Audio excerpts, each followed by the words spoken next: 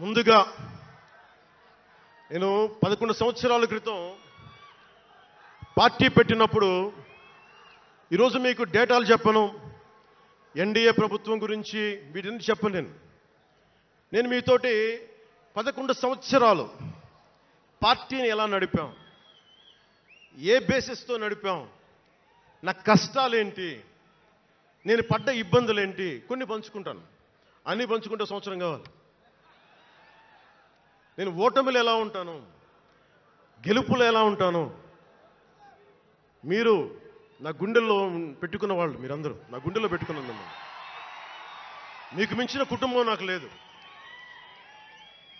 అలాంటి నేను 2014లో ఒక్కడనే కూర్చొని జ్వలిస్తూ మదించిపోతూ మన ఆలోచనతో మధిస్తూ ఎలా చెప్పాలి, పెద్ద రాజకీయాల మీద నా చాలామంది కసరత్తులు చేసిన వాడిని కాదు. 2009లో అప్పుడు రాజకీయ ప్రస్థానం తప్ప. 2003లో నేను మా నాన్నకి చెప్పాను ఫస్ట్.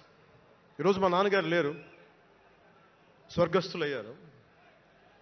మా నాన్నకి మా అమ్మకి 2003లో చెప్పాను, అమ్మ నేను ఒకరోజు పాలిటిక్స్కి వెళ్తాను.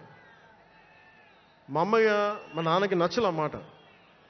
శుభ్రమైన కెరీర్ పెట్టుకొని పిచ్చేంట్రా నీగా కానీ నేను చెప్పలేకపోయినా. ఆ రోజున నేను సినిమాలని దృష్టిలో పెట్టుకొని ఎదగలేదు, సమాజాన్ని దేశాన్ని దృష్టిలో పెట్టుకొని ఎదిగాను. సినిమా నాకు ఉపకరణం అయింది కానీ సినిమా నా జీవితం కాలం. చెప్పలేకపోయినా ఆ రోజున. నన్ను చాలామంది, మీరు అందరికీ నాకు గద్దరన్న ఎలా పరిచయం అనుకుంటున్నారు మీరు? రాజకీయాల ద్వారా కాదు.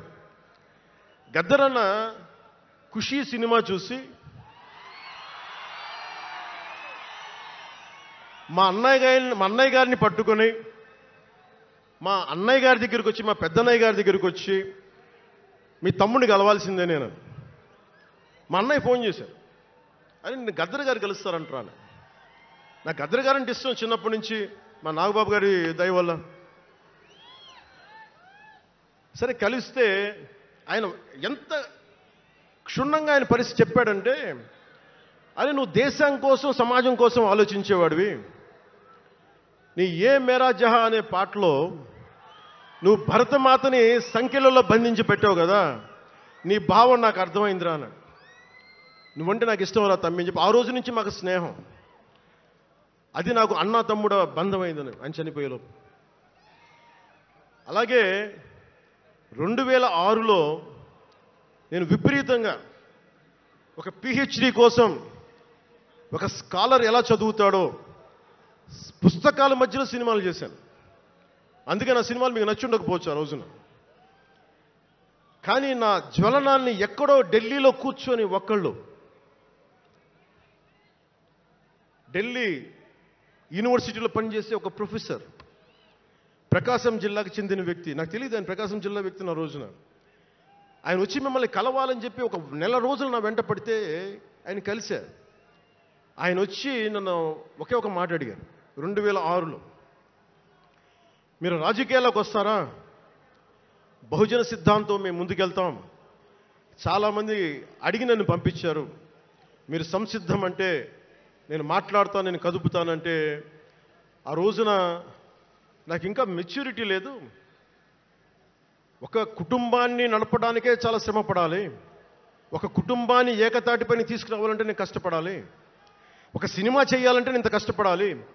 ఇన్ని కోట్ల మందికి సంబంధించిన జీవితాన్ని ఒక భావంతో కట్టిపడేయాలంటే నాకు ఇంకా అంత మెచ్యూరిటీ లేదు. మెచ్యూరిటీ వచ్చిన రోజున మీకు తెలియజేస్తానని చెప్పాను. ఆ వ్యక్తి అప్పటి నుంచి ఇప్పటిదాకా అరుదుగా అప్పుడప్పుడు కలుస్తూ ఉంటాను. ఈ రోజున హైదరాబాద్ సెంట్రల్ యూనివర్సిటీ ప్రొఫెసర్, మీలో కొంతమందికి తెలిసి ఉండొచ్చు, ప్రొఫెసర్ శ్రీపతి రాముడు గారికి మనస్ఫూర్తిగా నా ధన్యవాదాలు తెలియజేస్తున్నాను. వారిని వేదికపైకి రమ్మని మనస్ఫూర్తిగా కోరుకుంటా ఉన్నాను. ఎందుకంటే మీరు ఓజీ ఓజీ అని అరుస్తూ ఉంటే, నన్ను సినిమాల కంటే కూడా సినిమాల్లో ప్రజలకి పనిచేసే మనిషిని చూశారు ఇలాంటి మేధావులందరూ, పోరాట యోధులందరూ. సో నాకు ఎప్పుడు కూడా ఆయన ఒక నిమిషం చూడండి. ప్రొఫెసర్ గారు మన జనసేన పార్టీ కాదు, ఆయన ప్రొఫెసరే. బహుజన సిద్ధాంతాల కోసం, అంబేద్కర్ ఆశయాల కోసం, అణగారిన వర్గాల కోసం నిలబడ్డ వ్యక్తి. ఆయన చాలామంది విద్యార్థుల్ని పిహెచ్డీలకి సిద్ధం చేసే వ్యక్తి. మన దగ్గరున్న బేతపూడి విజయ్ కుమార్ గారు కూడా ఆయన శిష్యుడే. ఇలాంటి శిష్యులు ఎంతమంది తయారు చేసి ఆయన జనసేన ఎప్పుడు నాకు అండగా ఉంటారు. ఓడిపోయినా నిలబడ్డా ఎప్పుడైనా సరే నమ్మకం ఏంటంటే మీరు ఉండాలి, మీరు రాణించాలని నిరంతరం తప్పించే శ్రీపతి రాముడు గారికి నేను ఇవ్వగలిగేది ఒకటే, నా గుండెల నుంచి ప్రేమ ఇవ్వగలను.